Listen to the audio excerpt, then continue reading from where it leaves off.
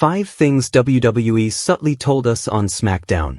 Last night's episode of SmackDown was an interesting piece of business, and while it had it also progressed some subtle narratives that point to the future direction of the brand. In this article, we will discuss 5 things that WWE may have implied on this week's Friday Night SmackDown. Number 5. Sami Zayn's arrival on SmackDown marks a direct trade with LA Knight. In the midst of Money in the Bank and King of the Ring season, LA Knight, one of WWE's most popular stars, was quietly moved to Raw. This seemed to be an attempt at elevating Knight on the Red Brand's show and providing him with a fresh environment and set of wrestlers to get involved with.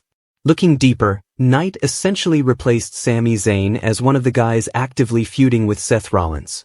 Well, that seems to have materialized into Zayn being moved to SmackDown in a similar vein, as he interacts with a fresh set of talent in an environment that is likely to benefit from Zayn's presence as much as he is expected to reap rewards. Interestingly, the underdog from the underground is also now seemingly going to be involved in a feud with Solo Sikoa, whom Knight had been battling with earlier this year. Number 4. Sami Zayn is set for a major push.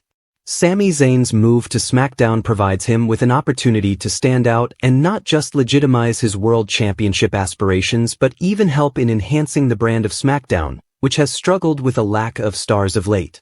Given that he has been one of the faces of the Monday Night Show for years at this point. At some point, fresh superstars were bound to move into more prominent roles, especially when the star power involved includes CM Punk and Roman Reigns.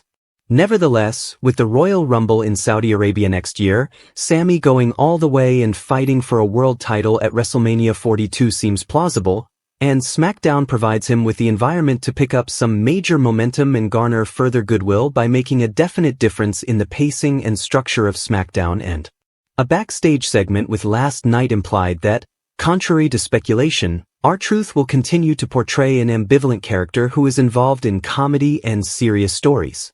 R-Truth seemingly still retains the ability to tap into the truth, Ron Killings, although he may continue to primarily be a comedy character unless the situation demands it.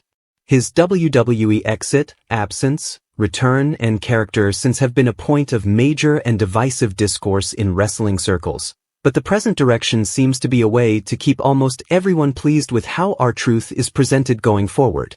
Fans are, of course, welcome to debate how the record-breaking 24/7 champion has been handled by WWE these past few months, but a lack of logic in professional wrestling is not an anomaly, and certainly not one in the case of R-Truth.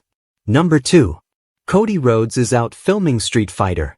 Was nowhere to be seen during last night's SmackDown, and while the in-universe explanation for that absence was obviously Drew McIntyre's heinous assault on the reigning WWE champion last week, the actual reason for him being absent last night, and thus having been written off last week, has to be his commitments, as he films the upcoming Street Fighter movie, in which he'll play the role of Guile.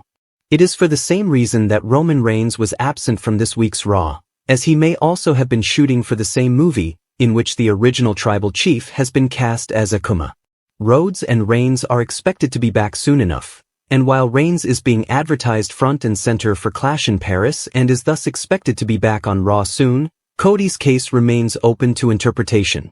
It is unclear if he'll be back on SmackDown next week or whether he'll defend the WWE Championship against Drew McIntyre at Clash in Paris, but from a storytelling perspective, it is no big issue if the title match does not happen on August 31st, and here's why.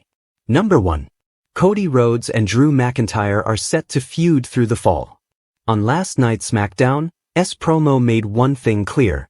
There is a lot to be explored in his imminent feud with the American Nightmare. The feud does not need to carry SmackDown over the next few weeks because of a lack of other top heels/challengers for Cody Rhodes, but because the story deserves all the time and will only unravel in a more layered and captivating fashion with the more time it gets. Even if they battle for the WWE Championship in Paris, it will only be the start of something bigger, not a blow-off. Given the pre-existing star power for Clash in Paris, the first Rhodes vs. McIntyre match certainly does not need to happen at the upcoming premium live event, although if that does happen depends on WWE's long-term goals with the feud. And with Drew McIntyre being a very legitimate contender, Randy Orton always lurking, and the prospect of Cody Rhodes possibly losing a section of his traditionally universal fan support, the feud might even feature a title change or even multiple hot potato switches over the next few months.